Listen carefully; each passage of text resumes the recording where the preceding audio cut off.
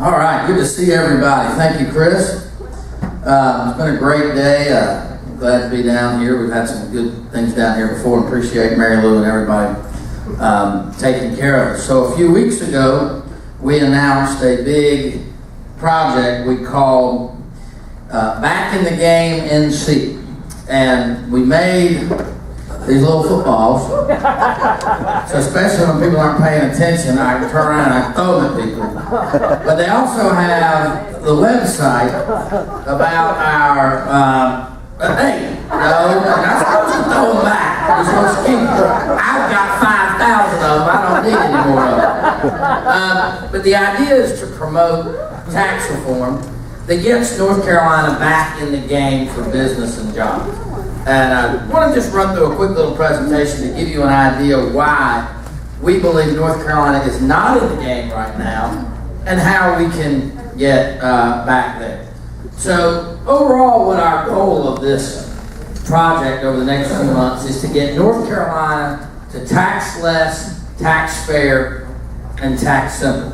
We want to make sure that everybody pays something, but nobody pays more than their fair share. Now, usually the other side say that.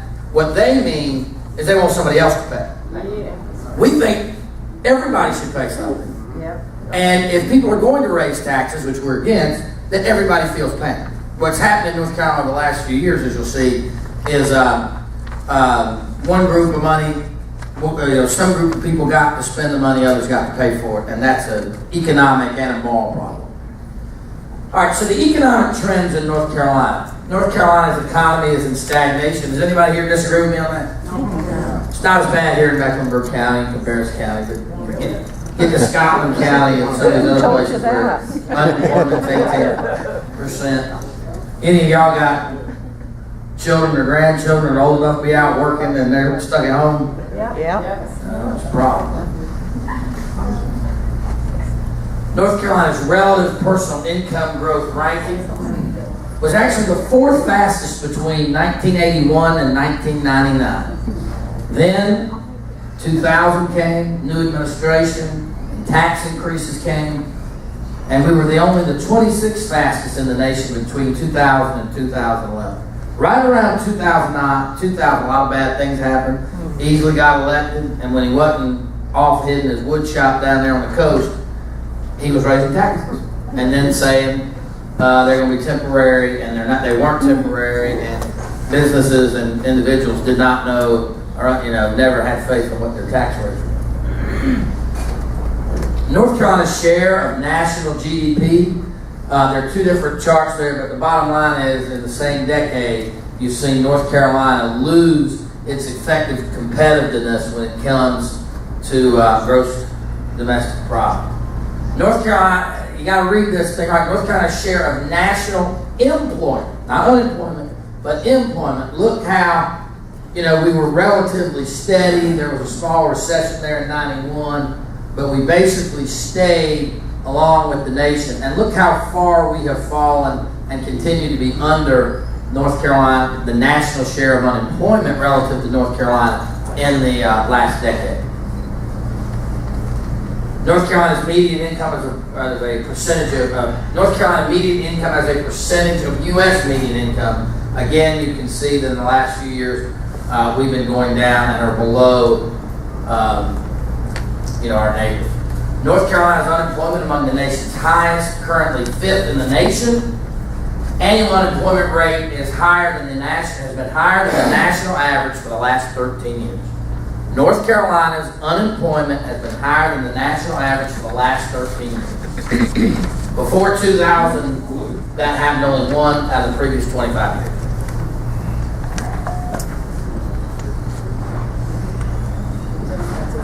During the 1980s and 90s, North Carolina's tax burden was less than the national average.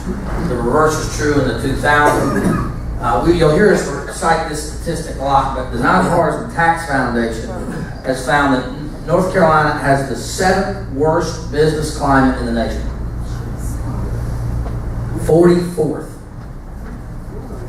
Who do you think the leaders are? Just guess. New York, California. Illinois. No. 44 is bad. Texas. Oh, Texas. Texas, Florida. Tennessee. And what do they not have? An income tax. Yeah. Again, this is the state business climate. You can see North Carolina is 44. Look where our neighbors are. Tennessee 15, Virginia 27, South Carolina 36, Florida 5, Texas 9, state of Washington. Remember the liberals on the left coast? No income tax. Kansas up to 26.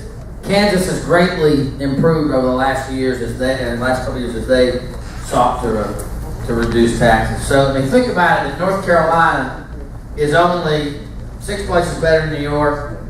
Is well behind Massachusetts. About tied with Rhode Island. Illinois.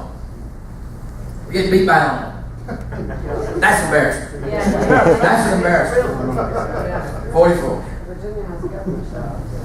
North Carolina top personal income tax rate compared to the U.S. and neighbors. North Carolina's 7.75. The average in America is 5.96. Virginia, 5.75. Our governor said he wanted to get competitive with our neighbors. We are vastly uncompetitive with our neighbors. Georgia at 6, Tennessee at 7. South Carolina at 7, Georgia at 6, Tennessee at 0, Virginia at 5.75. And 2 points is not a percentage. 2 points, the percentage is like 35% or something. I mean, we have higher taxes. Small business taxes, which combine a couple of different things. As you can see, North Carolina is highest in the region. North Carolina top CIT rate compared to the U.S. and neighbors. That's our corporate income tax. North Carolina at 6.9, as you can see, much higher than our neighbors. North Carolina state and average local sales tax compared to U.S. neighbors. North Carolina actually has about an average sales tax rate. Our punishment comes on the income.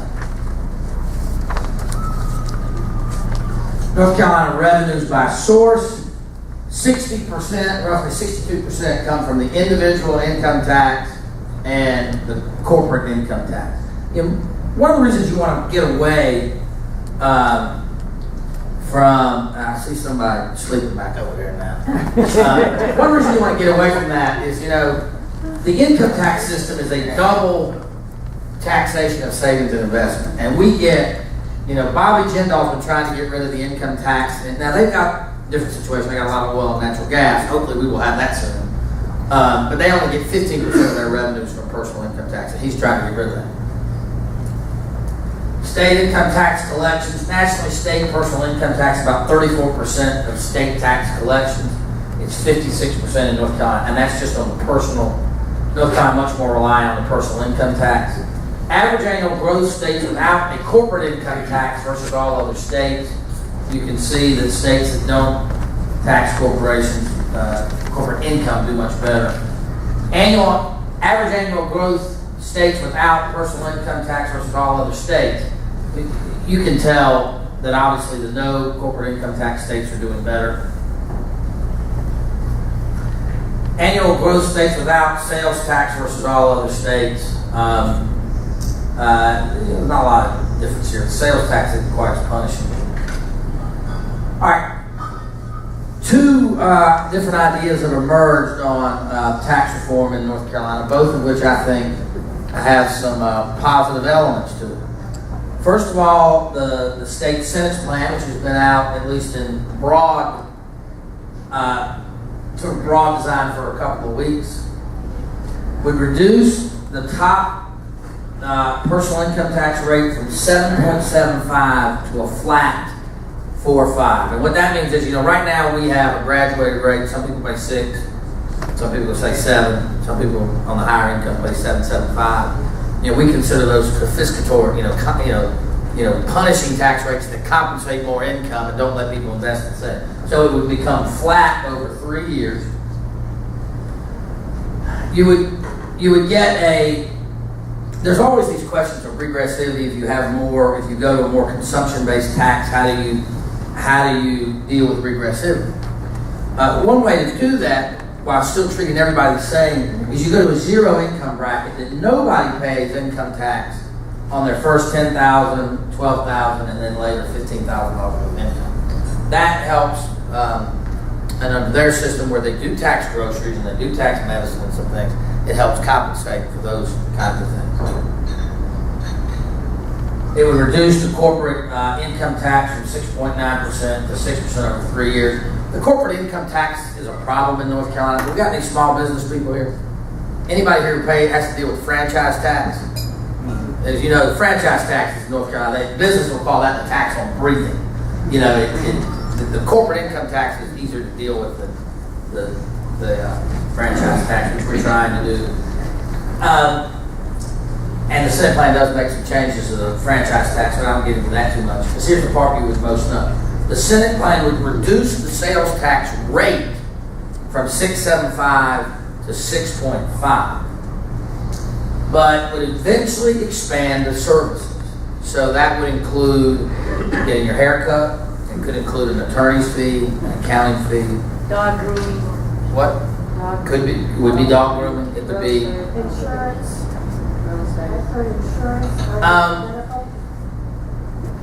Insurance may be different, but I don't think it would tax insurance, and I'll explain why. And I may be wrong on that. But medical insurance that you take out from your personal problems, they're going to tax that.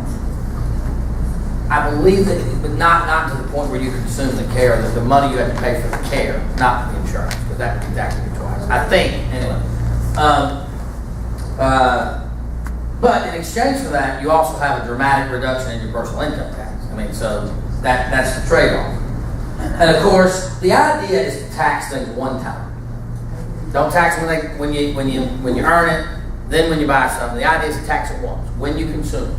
So you get more money into your pocket, you can save it, invest it, grow a business, save for retirement, college education. Educational expenses would be exempt of it. And then tax at the point of consumption. They reduced the business franchise tax by 10%, and both the House and Senate would eliminate the death tax this year. Not as well versed with the House plan because it was just announced today. Eliminate it for 1 year or eliminate it? It eliminated permanently. It would be buried forever.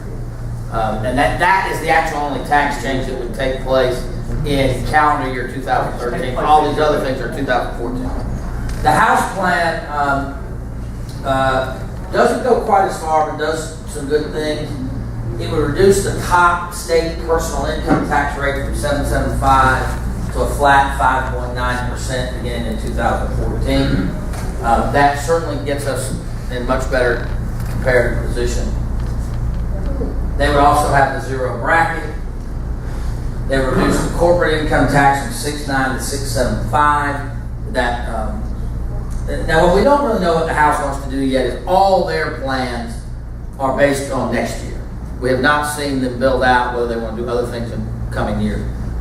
And that may come in the coming days. They would lower the combined state and local sales tax from 6.75 to 6.65 and would only expand the sales tax base to some services. But the House has some qualms about, and look, it is a legitimate problem. I mean, there's no easy way to do this, and somebody's going to have to pay, and a lot of people will have to pay to hopefully get a big gain, and that's you have to create several 100,000 new tax collectors, whether they be a dog groomer or a landscaper or somebody hasn't done it before. And the converse side of that is there's a whole bunch of people in the state of North Carolina that act as tax collectors who sell items and goods already.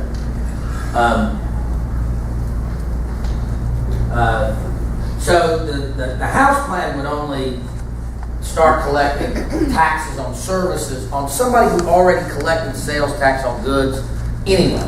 And so the best examples of that are people who cut hair who also sell hair gel. Currently they would collect the income tax on the hair gel, but not the haircut itself. Auto mechanics who have to collect sales tax on the part, but not the labor.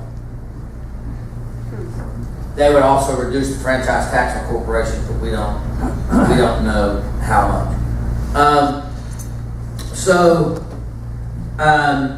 I think both of these plans have some really good elements into it.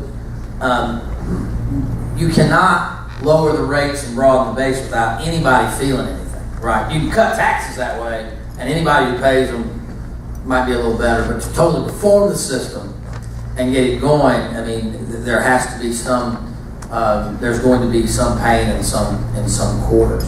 Let me just ask you before I introduce Grover, I showed you two different ideas, and I explained to the best of my ability. Do you have an opinion on which one you like more, or do you have a question? I have a question. I read somewhere that they're talking about actually cutting spending. Cutting the budget. No, I'm serious. Is that true? No. Look, I you know what? That is a. White shirt talk. No. Actually, you need to yell at me, not the legislature, because actually both of these plans would reduce taxes overall. The overall tax burden will go down under both plans. The Senate will reduce taxing and spending $1 billion over 3 years. The House has it $1.2 billion over 5 years. So they do reduce spending. Even the governor's budget, which if you would just look at it, looks like they're spending the same amount of money as they did last year under a Democrat governor, a budget we had to enact over a veto. But the reality is the numbers can be tricky because we have put a whole bunch of money in reserves. And when you put money in a budget and you budget the money that year into reserves, it looks like you're spending. But you're not spending, it's in the bank. So either one of these plans would reduce some spending and greatly hold down at least the growth of government. Yes, sir.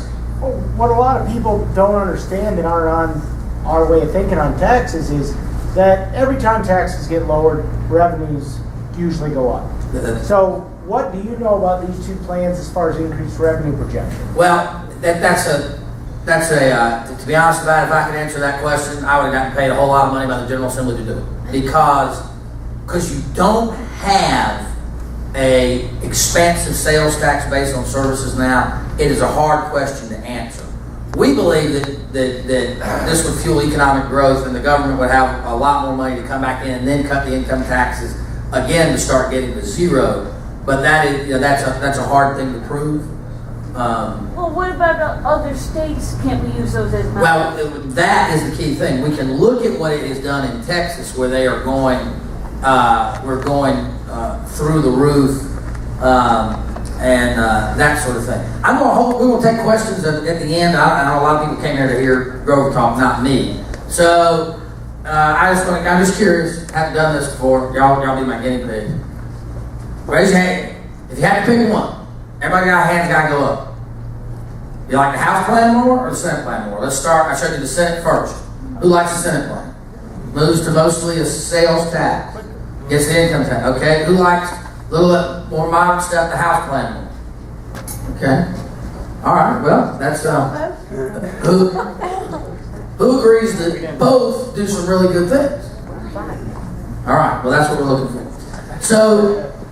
Back in 1986, when President Reagan tried to do what unfortunately ended up being the last big federal tax reform package, he called a man who was a little younger back then, but still smart and understood this stuff. He called on Grover Norquist to create Americans for Tax Reform to help push through the important 86 tax reform package. And since that time, he's been a leader in tax reform and holding the line on spending and taxation. So let's give a warm Huntersville welcome to Grover Norquist.